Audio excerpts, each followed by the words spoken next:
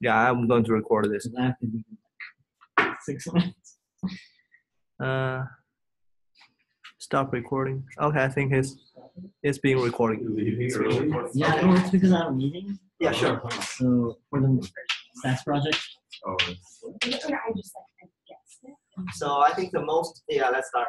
I start. Sorry. Yeah. Sure. I'm sorry. Because I think I can only be here before 8:30. So let's come out. And first, I'd like to share a point with you about like the monopoly, like the equation, how to solve the monopoly equation, how to solve the the condition. When you got a demand curve, this is a demand curve, and you're in this curve, the function of this curve will be given to you. So that's something we need to know in the monopoly scenario. And for example, it's given by Q equals to, maybe this time he directly gives you something. It starts with P, and P equals to B subtract AQ. That's an equation for this curve. And then what's the curve for MR? Did you learn that from the class? Oh, you don't? Oh, you didn't. MR? Yeah, the MR equals to the marginal revenue equals to 1. If you did, that would be great. If you didn't, I have to cut this part first because it's very crucial. Isn't the marginal Equals to B subtract 2AQ. No, we didn't go there. You didn't go through this? Okay. That's, I think, the most important part. So if first, now let's erase the MR. And let's start with the P equals to B subtract AQ. And if I give you, or maybe we give you an equation like this, what does B mean? What does this B? What's B? Did you remember? Is that the intercept? It's an intercept. That's how we connect to the graph. Yeah, great. It's an intercept. So this point is B. And what's an A? What is A? Slope. The slope. And the slope will be negative A. Okay? Slope will be negative A. And if I write this down, if the MR is, can you see this? It's purple, right? Mm-hmm. Okay, so the dark. B subtract 2AQ. If MR equals to B subtract 2AQ, what does that mean? How will this line start? We'll start at the same point. Same point at B, right? Because that's the intercept. And the slope will be much steeper. Actually, it's exactly twice as steep as this one. So it looks like this. This will be the marginal revenue. And why is that? I think this is something he should go over in the class. But if he didn't, let's do this first. That's why I say I may run out of time because of this. You got two ways to get this, and I think both of them are quite important. The first is from the equation itself, like from the definition itself. And this definition is in calculus, which means the MR is the first derivative of total revenue. So marginal revenue means the first derivative of total revenue. First derivative. By first derivative, we mean like the changing rate, right? Like the changing rate. Anything, if you meet in the future, anywhere you meet the first derivative, that means the changing rate. You can replace this by changing rate. You'll find it easier to understand. Like the changing rate of total revenue will be your marginal revenue. The changing rate, like the changing rate of total cost will be your marginal cost, because that's how it changes. The marginal cost makes the total cost by this rate, point by point. So first is the first derivative of total revenue. And how can this connect to this? What's the total revenue? Our total revenue will be P times Q, great. Which is, let's do, if we replace P by this function, okay, will be Q times B subtract AQ. I'm sorry, I should do it reversely, but I think we can understand. This is Q and this is P. This is P. So what's that? Will be QB subtract AQ squared. That's a total revenue. And if we take the first derivative of this, with respect to q. We view q as an unknown number, as something unknown. Then from the derivative rule, we know this will be the first derivative will be b subtract times 2 and subtract 1 will be b subtract 2aq. So that's the MR. MR equals to b subtract 2aq. Mm-hmm. That's this part is a calculus. If you don't know, I think you can review Shoni's math camp orientation, something I think he taught about this. And this will be used in the future, especially if you enroll in Shoni's class. So make sure you understand this part about the taking derivative. Its rule is like this: a to the times of n. If you take the first derivative, will be n times a n n times a to the n minus 1 times. Means subtract by 1 and you move it to here. Yeah. It's like this. This is a law about the derivatives. So if we do the derivative, we got this.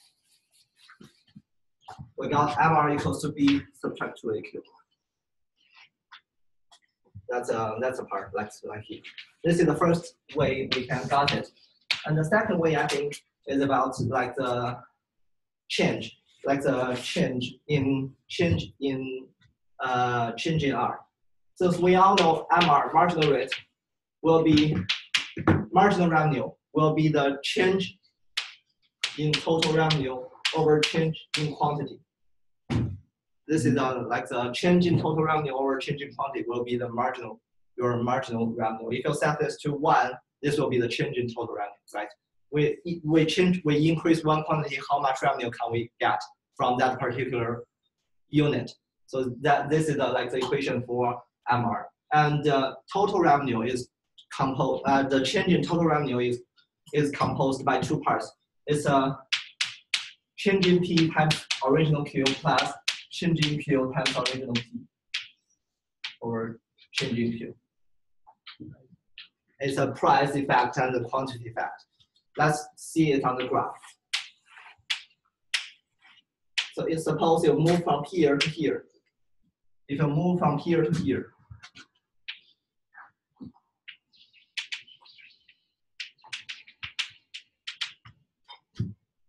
our total revenue, this is P1, and this is P2, this is Q2, this is Q1, this is Q2. Okay, so our total revenue can be expressed by P2, Q2, subtract P1, Q1, right? P2, Q2, subtract P1, Q1. This area subtract this area, and this also you can see it's like this. It's from P1, Q1. First, you are subtracting this area. Am I okay? Sorry, are we okay? Yeah. This is the original area, right? This is the original area. What we made is we subtract this white area and we add this purple area. Does that make sense? We subtract this white area to leave us with this part, and we add this part. Mm-hmm. And what's the white area? White area will be the change in P times Q. White area will be change in P times Q. All right? Change in. And this part will be change in Q times P. This will be change in Q. Change in Q times P. Which part? This part. This purple area. Uh-huh. This will be this. Change in Q into P. Yeah. P2, right? Yeah, into P. Into P2. Oh, sorry, into P. Changing Q into P2. Right, into P2. This will be P1. This will be P2.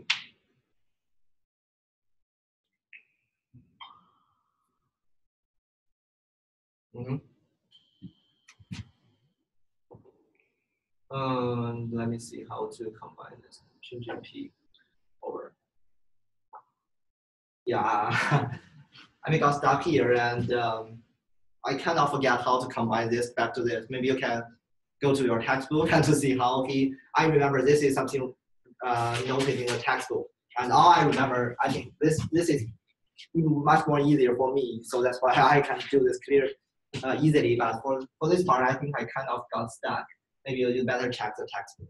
We went over that in class. You went over this second part. Yeah. This part, yeah, I think this is a little bit hard, and but it's easy to understand, right? It's about the change, direct about the change, and this one involves like the calculus. So yeah, either way you can. Anyway, you can demonstrate. You can prove that when you got P equals to B subtract AQ, the MR equals to B subtract 2AQ. That's very important.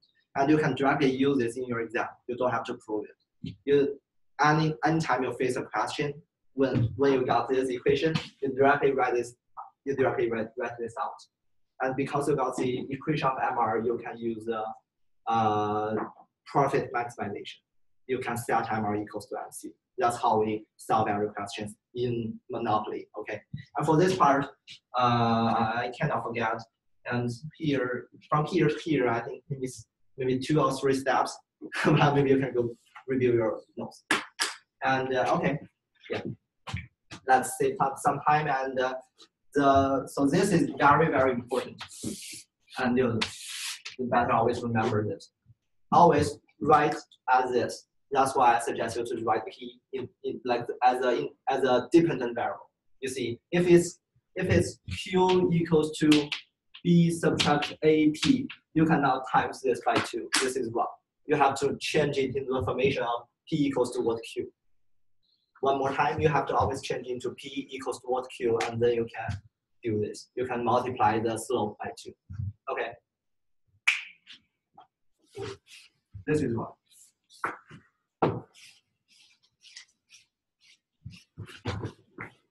With all these like weapons in our hand, we can solve the questions. Yeah.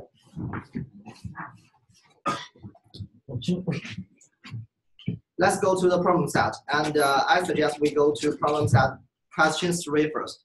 So we go from easier to the harder. So question 3 is the easiest one, I think. Sure. You're leaving? Yeah, I'm leaving. Okay, sure. Sorry. It's okay. And for question 3, the mysterious good. And you got, did you got the graph? Or you don't got it? Yeah. You got this graph, right? Okay, that's cool. So I don't have to, but I better draw it out. Anyway, this is 6. And this is 10. This will be 4, and this will be 15. 4, 15. First question is about the price effect and the quantity effect. The price effect means if you hold the quantity constant and only change the price, so which area will be like the red or the green? So I think he labeled it right. This area. He hasn't marked any area in the question. Yeah. Sorry? He hasn't marked any area in the question. Ah, I see. But okay, yeah, sure. Let me see. Is this a white area or the purple area? Let's do it this way. Right. Which area will be the price effect? white. Yeah, the white, because it's a change in price and hold quantity constant. Will this be a negative effect or positive effect? Negative. It's negative because you are going from this point to this point, so this area is taken out, right? So it's negative 2 times 10. It will be negative 20. That's a price effect. And you can do the quantity effect by yourself, I think. The purple area will be the quantity effect. And 2, this is 2. The distance is 2, and this will be 10. Oh. Yeah, right. 10 times 2. And if you do the purple area, I think should give you the same number. As you have 5 times 4. It's the rectangular, the area of the rectangular, length times twice. And so the first question is easy. It's about to label and label the price effect and the quantity effect. Be sure you label this, and be sure you label everything. Label price, label P and Q here, and this is the price effect. This will be the quantity effect. Question B. What are the amounts of the price effect and the quantity effects include the sign and units of measurement in your answer. Or I think we kind of answered this question already, right? For the price effect, I told you it's negative and the amount is 20, so it's negative 20. For the quantity effect, it's positive 20. So the change in total revenue will be 0. You can also do this by subtracting the revenue before by the revenue after. Subtracting the revenue after by the revenue before, which is 15 times 4 subtract 10 times 6. That 60 could be 0. It will be 0, right? Anyway, this is 60 and 60 will be 0 anyway. It also reflects the change in price, like the price effect exactly counters the quantity effect. So those two effects cancel out each other. So this is for question B. Will be 0 change in revenue. And question C, what is the elasticity? I think this will be easy for you. Right, you can do it by the change in price over original price. This is original price, don't forget. And change in quantity over original quantity. So the price, original price will be what number? 6. Will be, original price will be 6. Oh. 6. Why he's doing?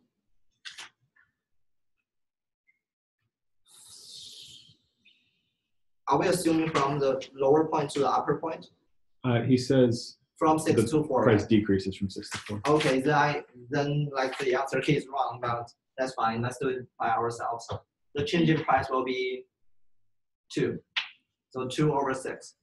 And original quantity will be 10.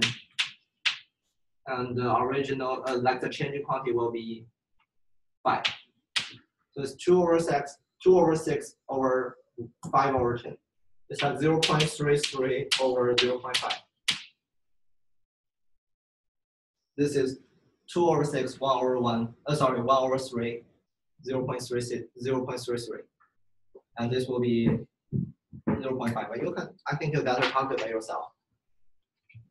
Because I cannot check this with you since he's doing 4 and 15, but he's changing from 6 to 4. So we should do 6 and 4. 6 and 10. 6 and 10, yeah. Oh, actually, he's doing 10 and 4. That's not allowed. That's not allowed. He's using 10 and 4. Those are 2, you know. Those shouldn't be combined. And that's a part for elasticity. And okay, so what's the number? Did you got that? Isn't it thirds? Sorry? 2/3. 2/3. Isn't it? Like this? Shouldn't it be delta Q by delta Oh, P 2/3, I see. in the formula? Uh-huh. In the formula, isn't it delta Q by delta P into P by Q? Is this? Ah, you mean delta P over delta P? No, delta Q upon delta P, isn't that? Oh, I'm sorry. Yeah, exactly. I'm doing. So it's the. Yeah, it's like so 1.5. the inverse of this. Yeah, so minus 1.5 is the. Yeah, sorry, I'm making a very unforgivable mistake. I should, like this is this, and this should be the denominator. Like just like inverse it. So it should be 1 point minus 1 3 over 2. negative. Yeah, negative 3 over 2. It's negative 1.5. So it's smaller than 1 means it's elastic or inelastic? It's inelastic. It's elastic. I think smaller. It's not smaller than 1. It's not smaller Greater than 1. than 1. It's smaller than Okay, negative 1. it's Yeah, it's elastic, right? Yeah. It's smaller than negative 1. Anything smaller than negative 1 will be elastic. And if you find it really hard to remember this, you can maybe check the graph. C is elastic. It's flat. It's elastic, right? It's not inelastic. Yeah, let's review a little bit. First, yeah, 3 points in this question. First, you should use delta Q over delta P. I mean, changing Q. Percentage changing Q over percentage changing P instead of changing like what I did here. That's wrong.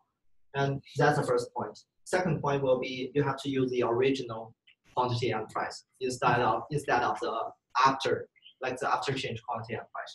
The third part will be more negative. The more negative it is, more elastic it will be. And if it's greater than -1, means it's inelastic.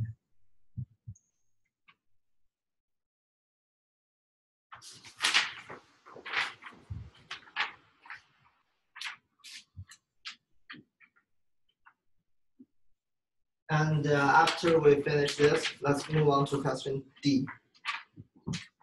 Consider an additional price decrease from $4 to $2.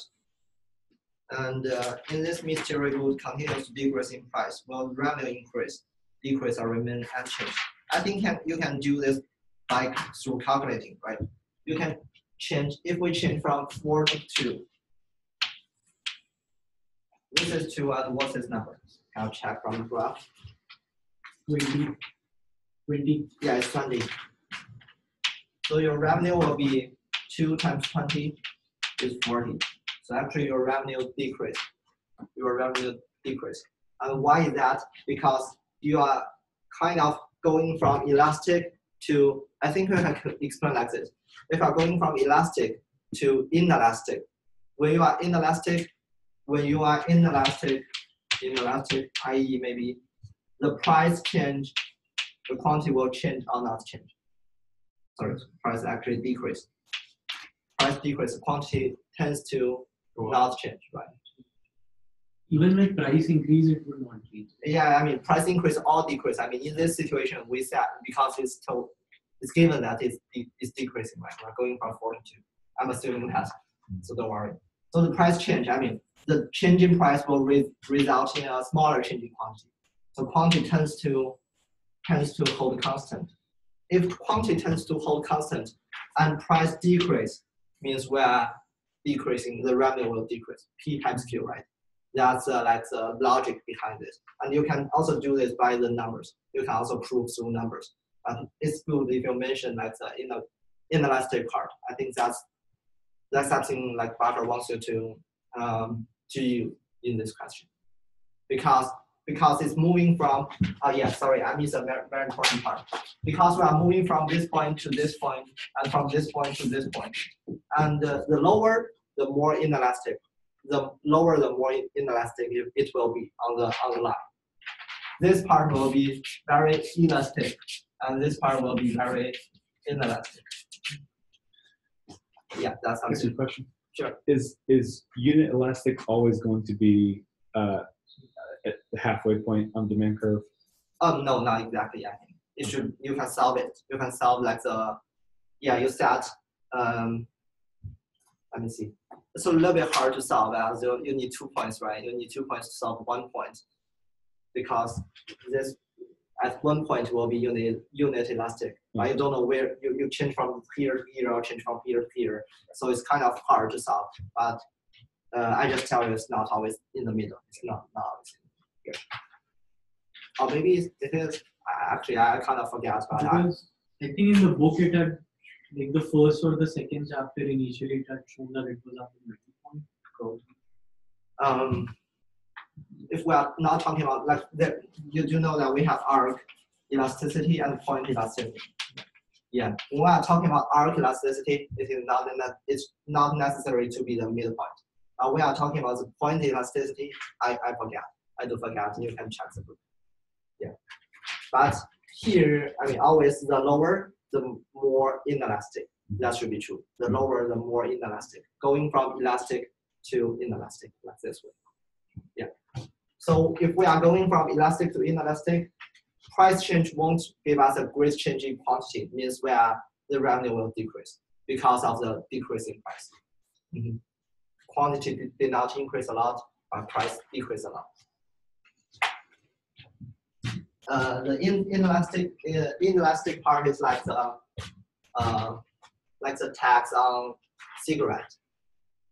Because the cigarette users, the smokers are kind of inelastic. They don't want to quit. And if you tax them, you can raise a lot of revenue. Since they are still in the market and they have to accept the tax. They have to, yeah. But there are some That's more complicated in reality because you have to, you have to distribute the tax between producer and the consumer. You know, something about tax. Yeah, right. But you still can raise revenue because of the inelastic characteristic of the demand curve. That's Q3. That's question 3, and it's kind of a review, and then we can do question 2. Question 2.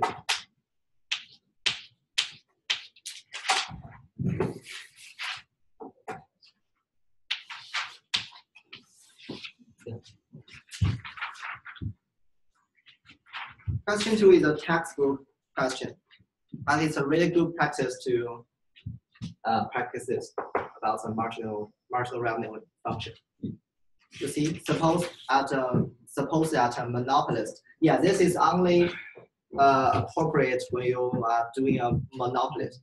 It's not okay in a competitive market. You know, competitive market is very, very straightforward. And the demand curve is P equals to 100 subtract 2Q. And marginal cost is equals to Q over 2. And with those information, I think we can draw the graph. This point should be 100. Okay, this is an intercept. 100 over here, and if you move this down, if you set P equals to 0, what will Q be? A little bit of algebra. If we set P equals to 0, Q will equals to 50. 50, yeah, great. So it looks like this, 50. And Q over 2 is flat or steep. I mean, then like this, when slope equals to 1, we know it's like 45 degree. And will this be flatter or maybe steeper? Flatter. Flatter, because the slope is smaller than 1. Yeah, right. The bigger the slope, the steeper it is. So it should be flatter than, so it's like this.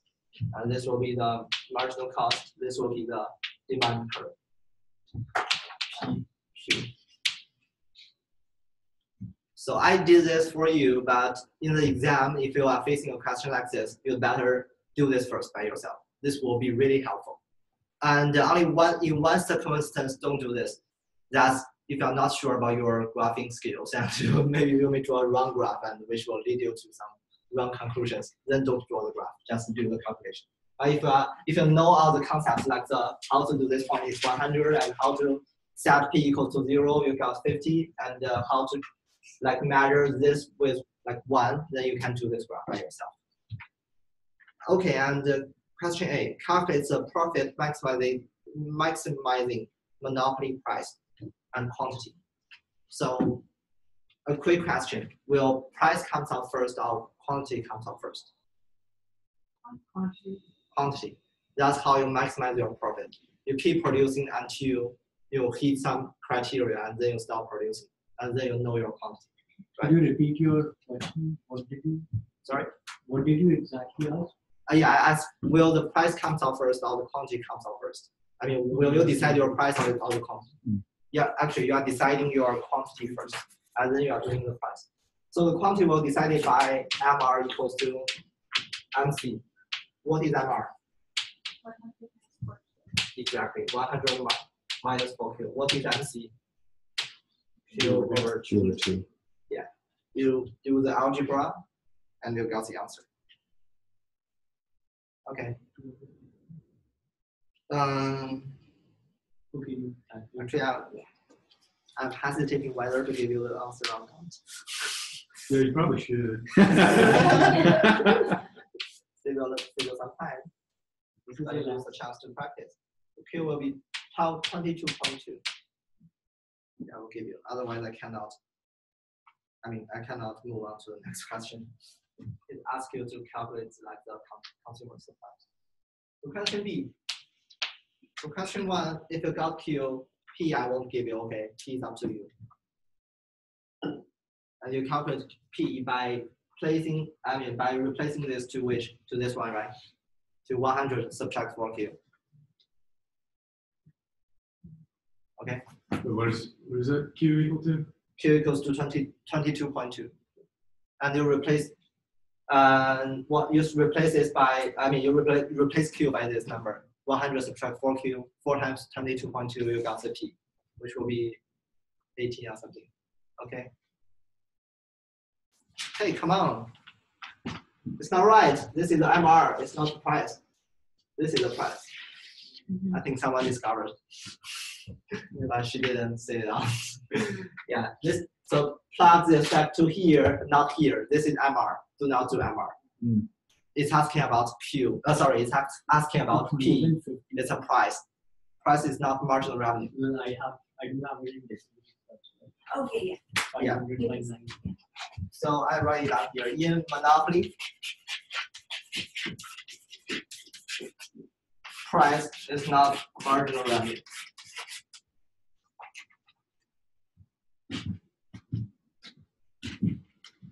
Because your marginal revenue keep changing as you change your quantity. So price is not your marginal revenue. Even though maybe you set a price, but this price won't be your exactly marginal revenue as your marginal cost is changing. And you own the market. But in a perfectly competitive market, P is equals to marginal revenue. So that's a trick here. So in here, you should calculate something like 55.6. 55.6, 556. Question B. And then you got a perfectly competitive market. So how can you do Q in this market? Yeah, this. And it's awesome. 100 minus 2Q equals Q. Great. In a perfectly competitive market, this will be the demand curve, and the marginal cost will be the supply curve. Margin cost, still remember we said that's something you can combine everything together.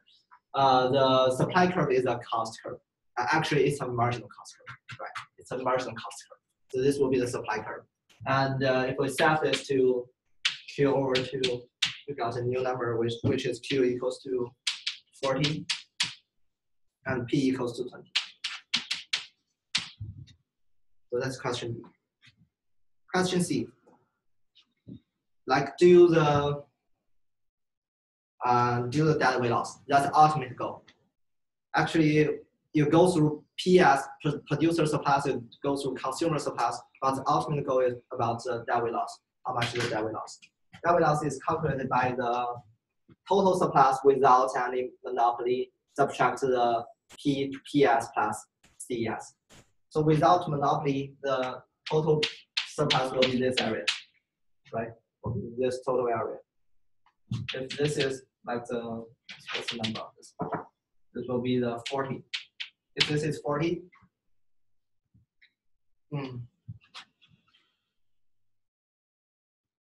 if this is 40, this is 100, like the 40 times 100 over 2. This is 100, this is 40. It's a height. The height is 40, and this is it's a triangle. So it's 2,000. Yeah, 2,000 will be the total surplus. And what about like the surplus if we have a monopoly? If we have a monopoly, we have to redraw the graph first. First, we have to draw the MR to decide which quantity we will choose. We will choose this quantity, right? We already calculate it's 22.2. 22.2. And then this is the price. You just replace you just plug this quantity into the demand curve, which means you draw a vertical line until it hits the demand curve. And on the demand curve, this point A, will be the exact price like the consumer are facing. They are facing this price. Price will be 55.6. So at 0, the consumer surplus is easy. It's this area. This is the price, and this purple area will be the consumer surplus. You do it by a triangle function, triangle equation. The equation will be 22.2 times 100 subtract this. This is the distance, right? 100 subtract 55.6. That's it. 100 subtract 55.6 times 22.2 over 2. This will be the consumer surplus. Sorry about that. I hate that too. So this will be the consumer surplus. It's a small purple area. And when it comes to the producer surplus, the producer surplus is the price and the marginal cost curve, the area between the price and the marginal cost curve. So actually, it's this area. It's a, okay, I don't know, per Q T something is the shape. A trapezoid. Trapezium. Trapezium. Okay. Anyway, it's a rectangle plus a triangle. That's how we calculate, right? It's a triangle, this small triangle, plus this rectangle. Is that point on the MC curve that hits the y-axis 0? Here you mean? Yeah. Yeah, it's 0 because it's Q over 2. Q over 2. Yeah, Q equals to 0, P equals to 0. Yeah, 0. So you do those 2 parts. And yeah, I can help you check the answer, but remember to write down the process, how you calculate it. Actually, the equation at exactly this point. If this point is missing on your graph, you won't get, maybe you are losing 0.5 points, or maybe 1 point from this question, okay? Remember to calculate this point, that's very crucial. And the final answer about the total surplus will be 1604. That's a monopoly total surplus. And you subtract 2,000 by this number, you can get the deadweight loss. Deadweight loss is some 396 or something.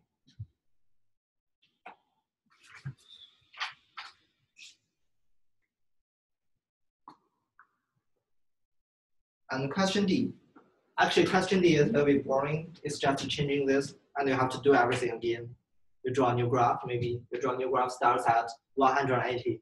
You draw a new graph starts at 180, and you do everything again. You calculate you calculate this point, which is a profit maximization point quantity, and you do the price, and then you assume it's a perfectly competitive market. You do the quantity and price, you got the total surplus, which is also which will be For question D, the perfectly competitive market, you got a total surplus at 3,600.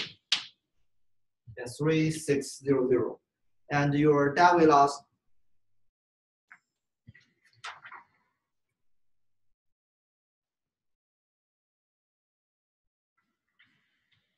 and your deadweight loss will be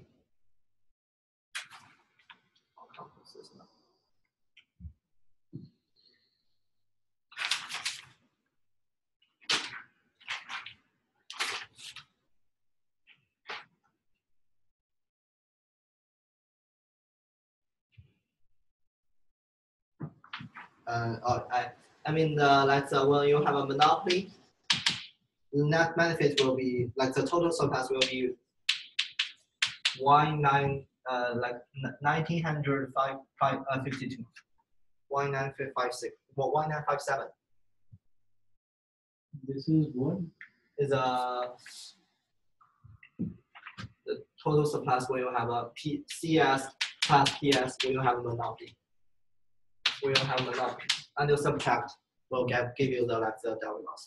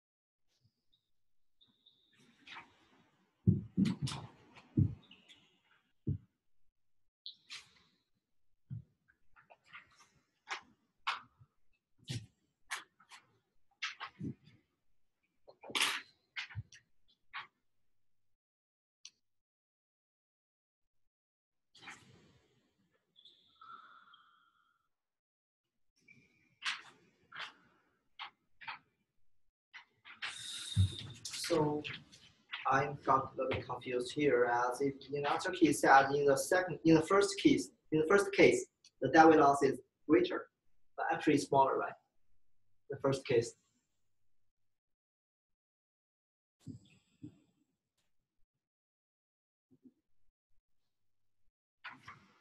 Yeah. So we got 100. What do we got? Got 100 subtract 100 subtract 4q.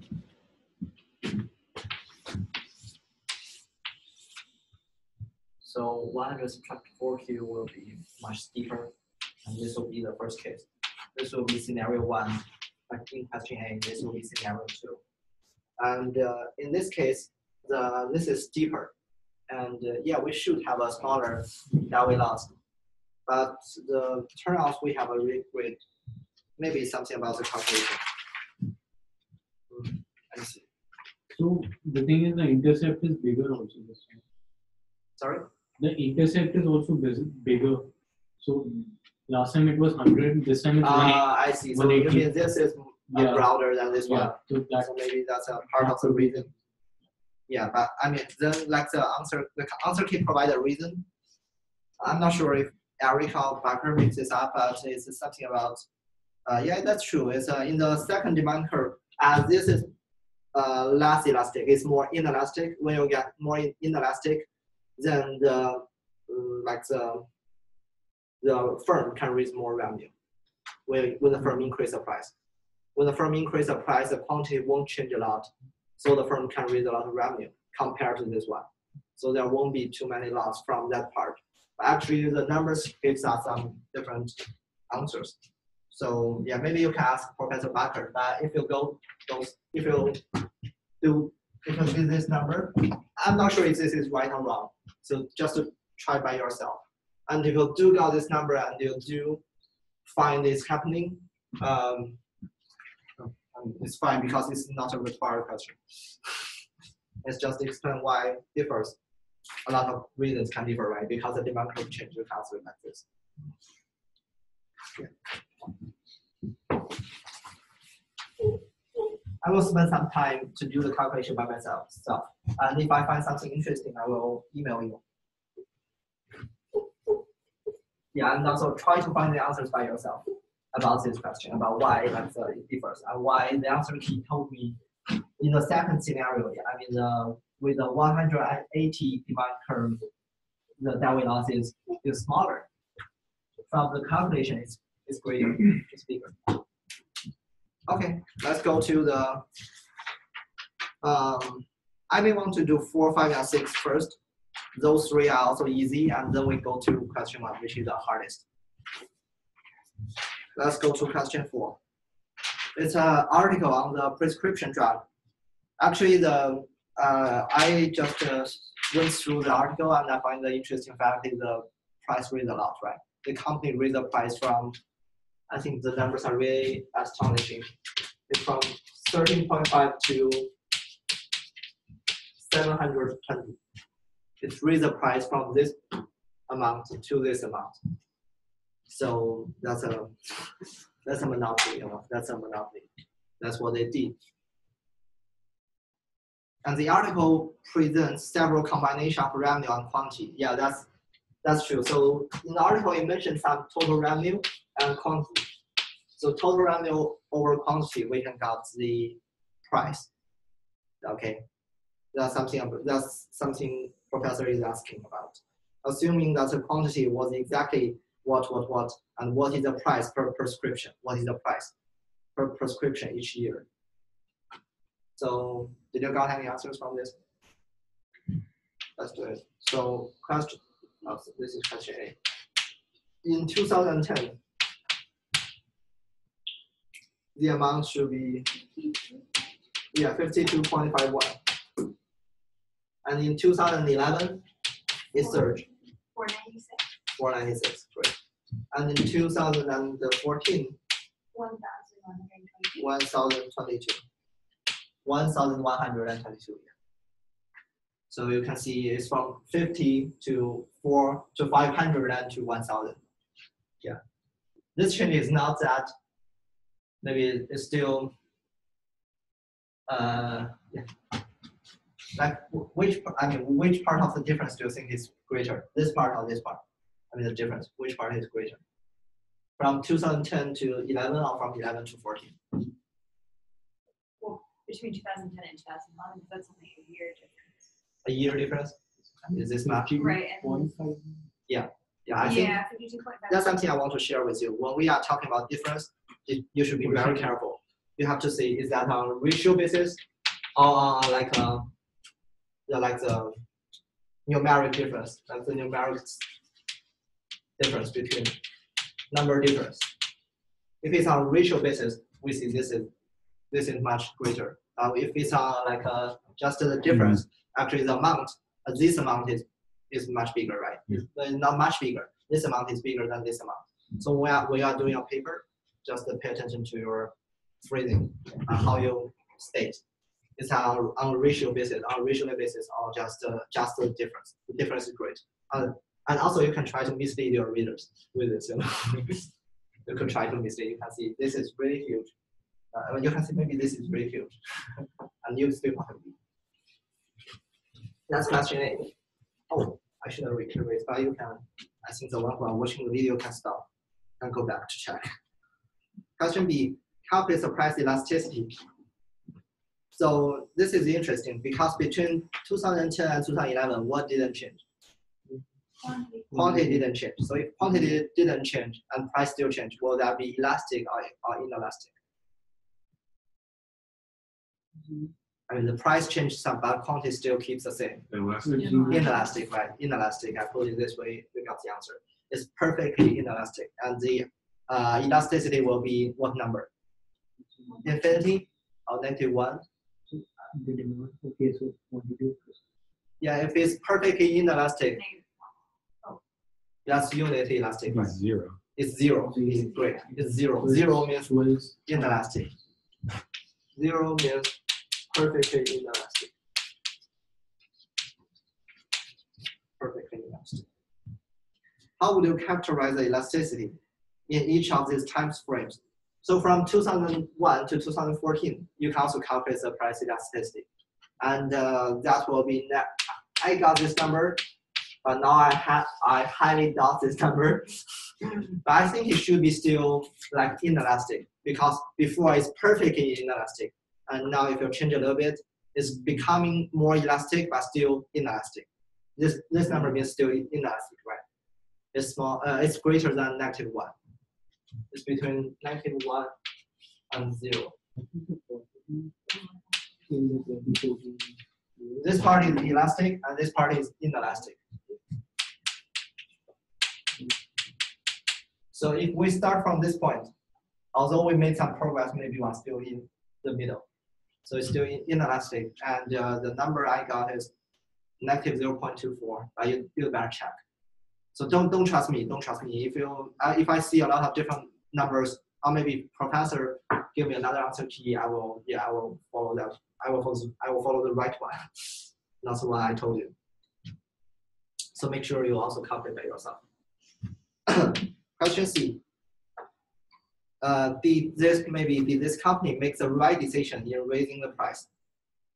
And consider its objective function. Based on your calculations in part C, the first question is something about the second one. It elaborates a little bit. In the second one, it says, has turning raised the price to profit maximization levels? If not, which direction should they move the price? They should raise the price, lower the price. You can see if you raise the price, can you raise the revenue? That's a question we want to think. If now we raise the price, the quantity will change or will not change. Will change a lot or will change little? Change little because it's still inelastic, right? At this point, I mean 2014. That's the time point we are based on. So in 2014, if we change the price, we raise the price, quantity will change little. We will still be able to raise revenue. Raising revenue means we can make profit from this, right? If we can raise the revenue. So, which means, to the first question, it's making the right decision. Raising the price is okay because we want to maximize our profit. And to the second question, is it has not raised the maximization level. As if we keep raising, we can still make profit. And for the third question, which direction they should still keep raising the price. So for a monopoly and for their own decision, they should do that. That's very true, you know. Although the price is quite high, it's 1,000 per prescription, but still you like the company still wants to raise the price.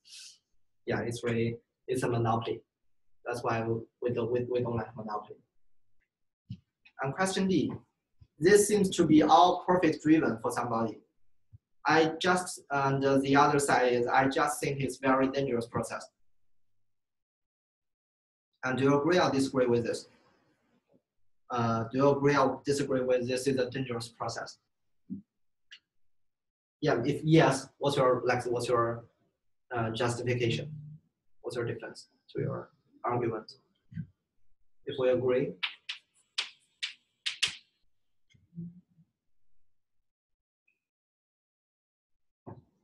Well, I agree that it all seems to be profit driven for somebody. okay, you agree? Yeah, I think that's okay. We all agree that profit driven is not a bad thing. We all want to chasing profit, and that's how we maximize, and not maybe the profit, but the utility, right? The utility of if we maximize our own utility, then the human being can maximize the utility as a whole.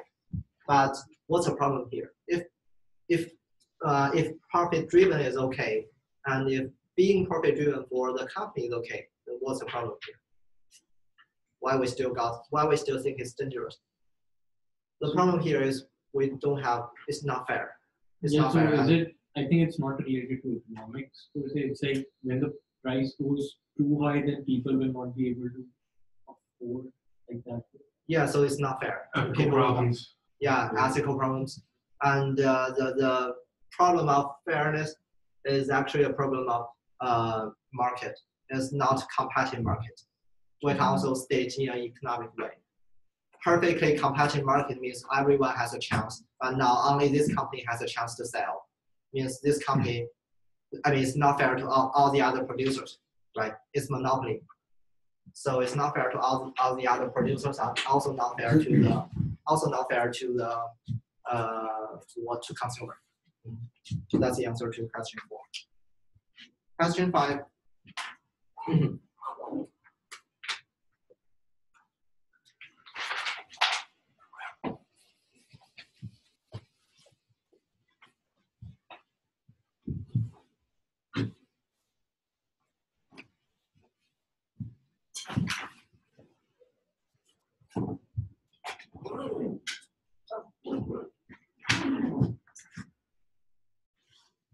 This is the longest chalk I have ever seen. This one. I was amazed. So question for the applicant. The first question, why might a profit maximizing firm introduce a competing generic product? So its own self is monopoly, but still, it's still introducing new product into the market. Why can't that be? Any guess? Any thoughts? If you are the one who is monopoly, who is the Price discrimination. correct. That's a crucial word. It's price discrimination. You want to actually get more from the consumer. You want to discrimination. You want to targeting at different groups and sell the best products to them. So you can still maybe increasing your revenue or your profit.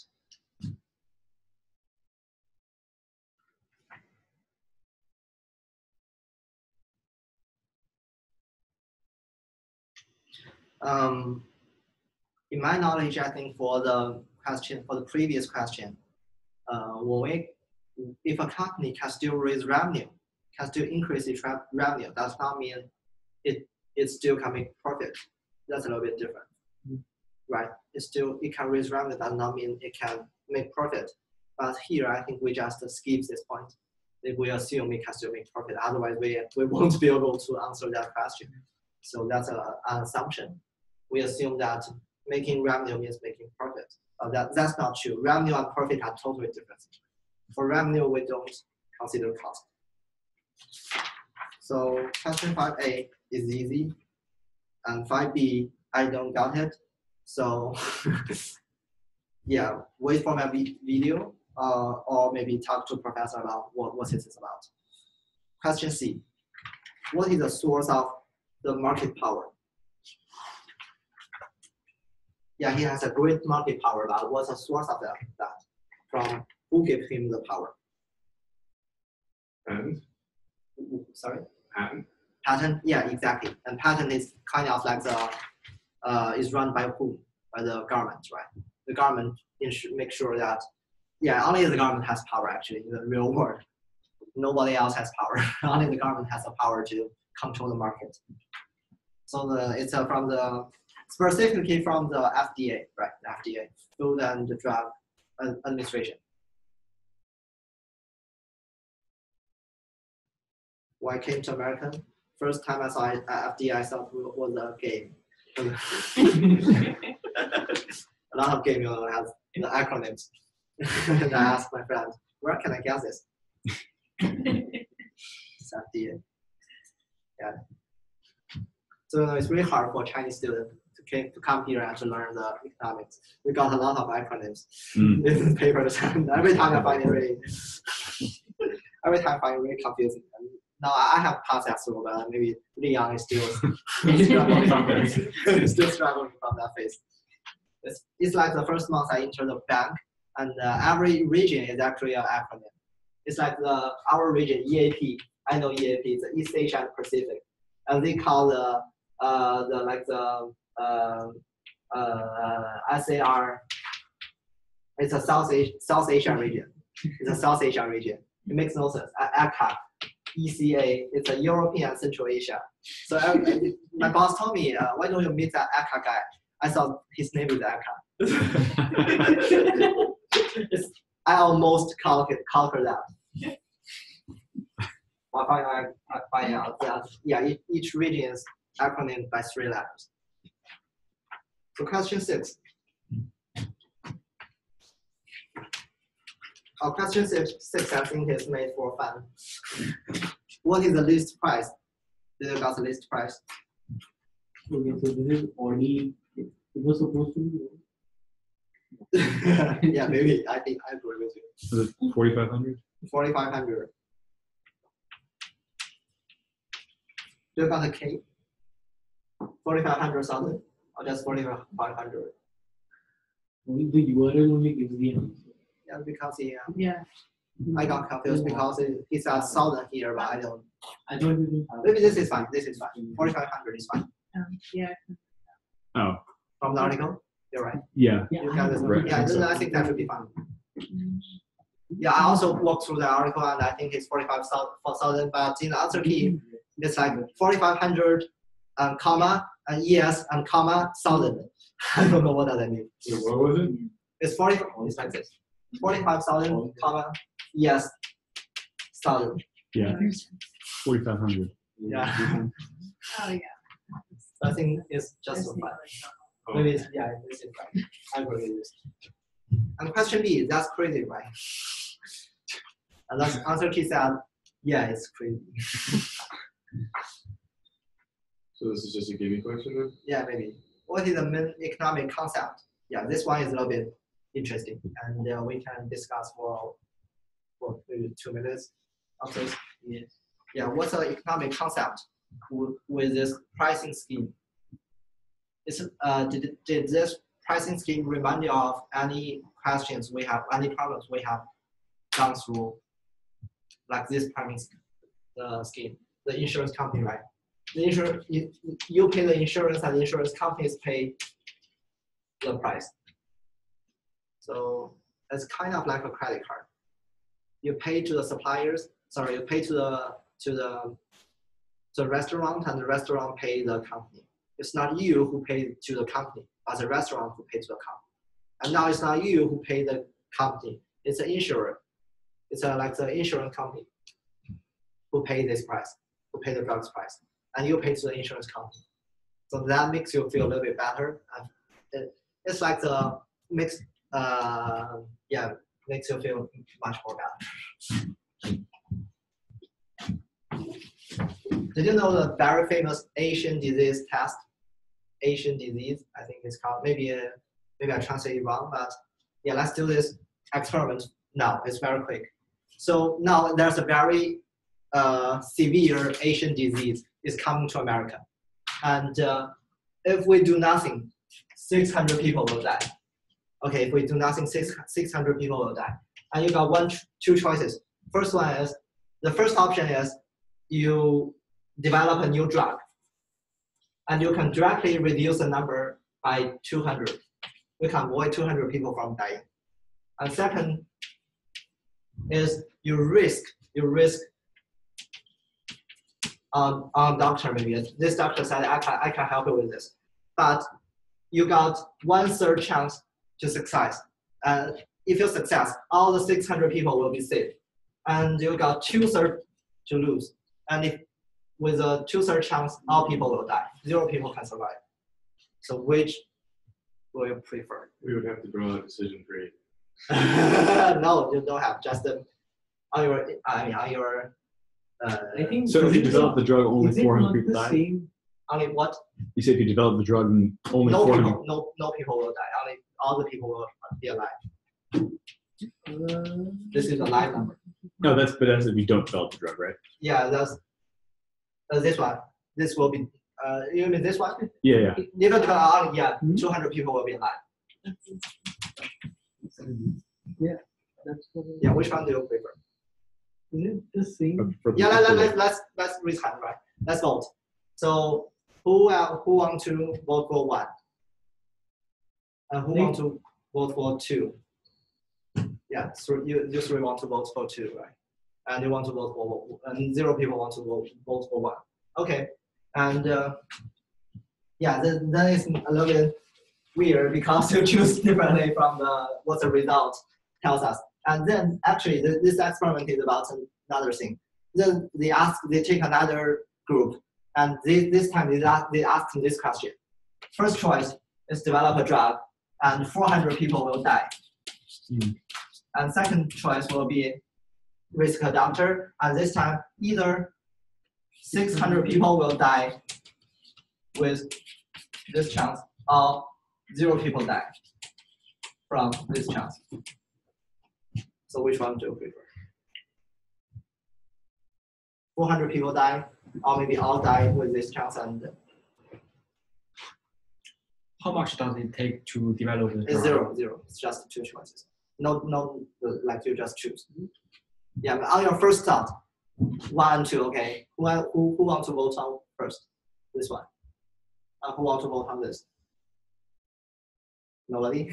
0 votes? Yeah. Actually, what the experiment from the result is very interesting. In this, they just ask 150 people, and 70 of them choose this one, save 200 people, and 30 choose this one. Because you're raising it, let them die. Yeah. Yeah. And for this one, only 25% chooses, and 75% chooses. I mean, it's not good to do our economic class because you all know it well. For ordinary people who did not know economic concept, you see the difference. The difference, actually, those two are the same. 400 people die means you save 200 people, right? 400 people die means you save 200 people, and 600 people die means you got this chance to save 0. Yeah. And those two will be exactly the same, but people vote differently. That's something about the risk averse and risk seeking theory. It says when we are having games, this is presented as a game. It's a save, right? You save how many people? It's like a game. It's like how much money can you win? We are discussing the situation like this. People are risk averse. They don't like risk. They want certain gains. They want these people to be saved. But when we are talking about loss, this is about loss. People's loss. Then people are risk seeking. So people can be either risk averse or risk seeking. And this will be discussed in the next semester, I think, a lot. about risk averse and risk saving and the reasons behind that.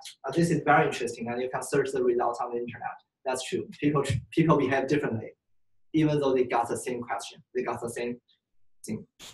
Yeah, maybe that you can think about yourself. If you are talking about winning money, you don't want to take the risk. If we are talking about like losing money, then you want to take some risk to keep your money. Yeah. So the last question, kind of like the credit card, is also something very interesting about economics. The credit card, that problem, if you still remember, the key word here is third party. It's also like the behavioral, we call this the behavioral economics. We're still talking about question 6? Yeah, question 6, number 3. Sorry. Question 6, number 3. So this is third party. Because we are paying to a third party, not the producer, then actually they are making bad decisions about this. They are not making correct decisions. I mean the most effective decisions. And this is also called like the common tragedy of the commons.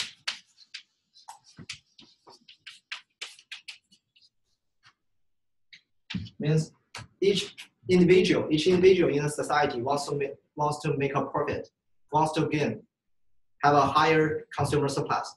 But as a result, they in total themselves are losing, even though each of them want to win. That's a result. The result will be they are losing the game. So that's a tragedy of the commons. It's like this: the individual they find this policy quite attractive and they pay the insurance, but they are actually paying the monopoly company, lacking winning a lot of money. Yeah, that's something about it. Let's go back to the algebra word for question 1. The hardest part in question 1 is it gives you nothing. It gives you nothing about like the lines and things like that. So two monopolies in different markets have identical constant marginal cost functions. So MC is identical and MC is constant. So the crucial move here is that we assume this is a number like C, or maybe not C, is X. We assume this number is X. Then we can try to do the algebra, try to solve this. And we have to assume more numbers in this question. Question A, suppose each face a linear demand curve and the two curves are parallel. If the two curves are parallel, then the first, if I write it as this, P equals to B subtract AQ. What will be the second? C minus AQ. Great. And if we write C, we can C and B, which is greater? This is could be any. Yeah, then we have, maybe we do, if we assume this is greater, can we do it better? Maybe B plus C. C is a positive number. So as long as we remember C is positive, we know this is greater, right? So this is easier, subtract AQ. So that's two companies in our question A. And which one will have higher markup? Which one will have higher markup? So the markup is presented by P over marginal cost, which is P over X. So which one will end up with a higher price will have a higher markup, right? So which one will have a higher price? How to solve the price? We have to go through the MR again. We have to do the MR equals to MC. How can we do that? MR equals to for number 1, MR equals to B subtract 2AQ. And we set this equals to X. We know that B subtract 2AQ equals to X. And 2AQ equals to B subtract X. That's a little bit algebra. You add 2AQ on both sides and subtract X by both sides. Add 2AQ, this will cancel out, this will add 2AQ. Subtract X, B subtract X, and this will be 0, and you, yeah, maybe it's better to do this. B subtract x equals to 2AP. So Q equals to B subtract x over 2A. This is only Q. And what is price? You have to plug this back in here. You have to plug this back in here. So we got P equals to B subtract A times B subtract x over 2A. P equals to B subtract B subtract x over 2.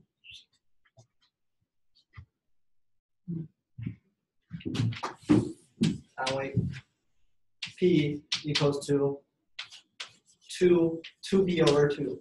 B equals to 2B over 2.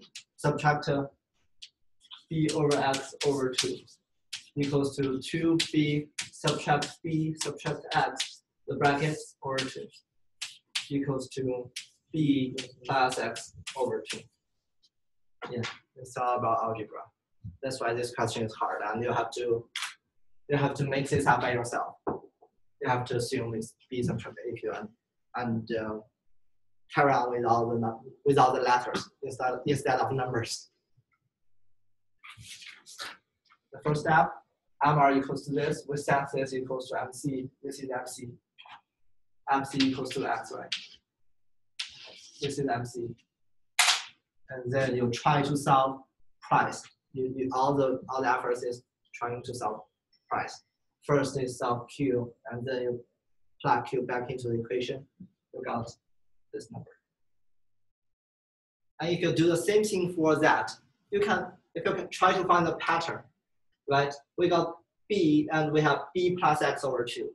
So if you do the same thing for that one, it will be B plus C plus X over 2. That will be the price for the second one. And I need you to go through all the process. You cannot directly say it's B plus C plus X over 2. That's because I told you. You have to do this process again. Yeah, it's also maybe a good chance for you to practice algebra.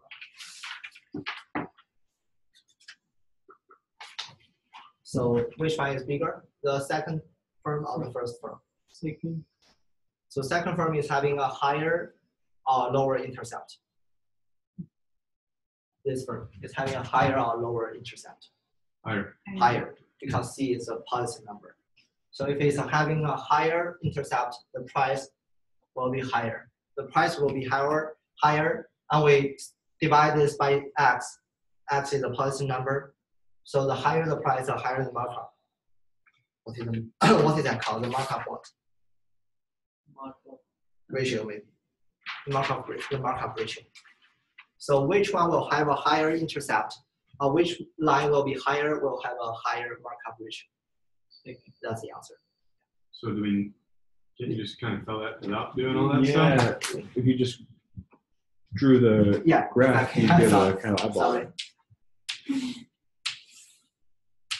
I mean, that was awesome. Yeah. But The second one is B plus C. This point is B plus C. This point is B. Yeah, that's how you right. C. So we still need to do the algebra instead of this? Yeah, I think from this question only ask which one is higher, right? You said the higher, like which line is higher, which one is having higher markup ratio. That's what we got. This one is having higher line. I mean, it's having a higher intercept, and so this one is having a higher markup ratio. It's having a higher price. I mean, and end with a higher price. So then we still need to do all that out. Yeah, you still have to do this part. You cannot just draw the graph and set. Because from the graph we can't tell anything.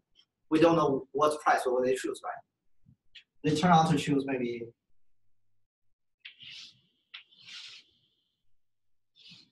this and this and this and this. You cannot compare from the graph. From the graph, this is the MR for the first one, and this is the marginal cost. So you got a quantity and you got a price. And this is the MR for the second one. You got a cost and you got a quantity and you got a price for the second one. But it's hard to compare. it's hard to compare. From the equation, we can compare. From the algebra part, we can compare. Yeah, and don't panic, but C will be a little bit more complex than this. And we still have the last one, question C. Question C, we got another letter K. It just says that the slope is different, right? I was about to say, like, I feel like that one doesn't require any math. You just know that the one with the flatter demand curve, like, I don't know. If they The flatter demand curve will what? Well, so if they have the same intercept, I don't know if the flatter demand curve should have the higher price, right? The flatter you mean the flatter curve will have a higher price? Yeah. Yeah. How can we get that? Well, we know that the intercept is the same. We know the intercept will be. Yeah. Let's draw the graph. Yeah. Are you still digesting this part? I can give you more time. Yeah. Maybe we can skip this, and you can maybe check the video, or you can check the answer key. I think checking the answer key will be great. That's actually the same thing. The only different thing is I do with E. I do the margin cost with X, and he did it with E. He assumed this is number E, and it's still a number. I don't like number E. It's really sounds like the line, you know. Yeah, it's like the 2.7. So what did you said the one with the steeper demand curve will have a higher markup? Wouldn't it be flatter? Because if it's Yeah, if maybe you we can just, see like, from the think graph. of a graph, like if it's steeper. Yeah, let's draw the graph. Let's draw. Yeah, like, So we established that the markup is greater for the demand curve further from the origin, right? Markup will be greater the further from the origin. No, we agree with like the markup will be greater if the price is greater. If he chooses a higher, if the price he choosing. He talks about distance from the origin here. Oh, where? In the question? Yeah, and the one with the higher price intercept is going to be the one with the demand curve further from the origin, right? Microphone. Oh, yeah, right. You mean the question A, right? The Yeah. final conclusion. So Yeah, then it would follow that. exactly. When they have the same slope, that's the assumption. We have to assume they have the same slope. And when the slope change, everything has to be done all right. You know. Yeah. That's because we assume those two lines have the same slope, right? And in question C, let's read C first. Let's read C together. Suppose the first monopolist face demand P, like the P equals to A subtract PQ. That's the first one. And the second firm faces a demand curve P equals to K times this, where K is greater than 1. Both firms face linear demand curves with the same horizontal intercept. So why is that? Because if this is 0, if we set P equals to 0, if P equals to 0, this part will be 0. If this part be 0, this P will also be 0. Because this part will be 0. 0 times K is still 0. Is that right? Is that okay? Sorry, yeah. When this point, the horizontal intercept, not the vertical. The horizontal intercept is when we set P equals to 0, right? When we set to P equals to 0, we do not solve this. We just leave it here. P equals to 0 means A subtract BQ. Whatever it is equals to 0. If this is 0, then K times 0 should also be 0. Because this is also A subtract BQ, right? This is also A subtract BQ. If this is 0, so this is 0. If this is 0, K times 0 will also be 0. So P is 0. So we know the P is 0 means the horizontal intercept. So the horizontal intercept for this one will be the same as the second one. Mm-hmm. If I use some numbers, maybe it'd be easier. If it's like 4 subtract 2.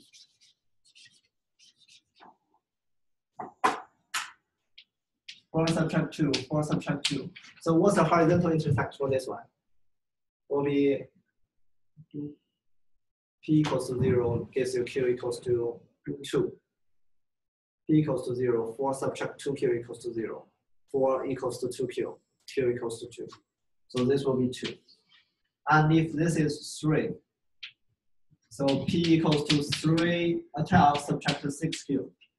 What's the horizontal intersect for this one? Still 2. Yeah, still 2, right? So it's still 2. So those two lines will have the same horizontal intercept. I read this and I replace with letters. Letters is really hard. Okay. And p equals to a subtract bq times k. So only difference is they have different slope because they all start here. They all start from here. The line one looks like this and one looks like this. That's a different curve. So the price markup's greater for the one with the steeper slope. From the steeper slope or the flatter one, I don't know. I have to walk this room. Yeah. For the steeper slope, right? The price intercept is Let me check. bigger. Marginal cost is constant. The monopolist with a steeper demand function will have higher markup ratio. Yeah, you're right. With a steeper slope. You can see it from the. Yeah, we can kind of get that. Like this. Intuitively. Right. Yeah, right. Yeah, Yeah, so I intuitively, have maybe, it backwards. yeah, from a steeper slope. Yeah. Yeah, this one because it's much higher than this one. Yeah, but if I draw like this, then maybe you need some time. If I draw a flatter, I mean, this is not that flat, then it's not that obvious. But yeah, great. Yeah, and okay, and I'm not sure whether I will be grading yours, but if I am, then drawing a graph. You're grading. Okay, so drawing the graph will be fine. You don't have to do all the computation, all the algebra again. But for one, question A, please do the algebra. Okay, please do the algebra for at least for A. I also want you to practice a little bit. The algebra part will be really helpful. Sometimes. Would we be having a review session with you? Yeah, I'm planning for one. And I really don't know what kind of review on the review session. I can review a lot, but those also won't be in the exam. So yeah, so from the experience of the midterm, I'm not sure if you want to review like the concept, I will still holding one. I will be still holding one next week, since it's my job. So, but I will go through the concept, and if you are confident with the concept, you don't have to come. And if you are worrying about some of the concepts, yeah, just come. And yeah, I'm planning to discuss like the short-term and long-term, the curve. Yeah, the curves. Like why it looks like this, and what's the difference between this one and this one. I think I just figured it out this morning with the the technology thing. Yeah, the technology thing, like the not the The technology. chalk and the blackboard. Yeah. PowerPoint. Exactly. So the difference between this curve and this curve is this curve has a higher. I mean, this curve is a firm with smaller capital, and this firm is a firm with a higher capital. That's something said from the textbook, which I highly agree. Since the only difference between those two, you see, is kind of like the fixed cost, right? Fixed cost is a capital cost. The difference between those two is a fixed cost. This one has a higher fixed cost if we're assuming the same variable cost. With the only thing can move from this curve to this curve is you increase your capital, you increase your fixed cost, you will have a higher, I mean, you will end up here. At first it's small, and later the cost is.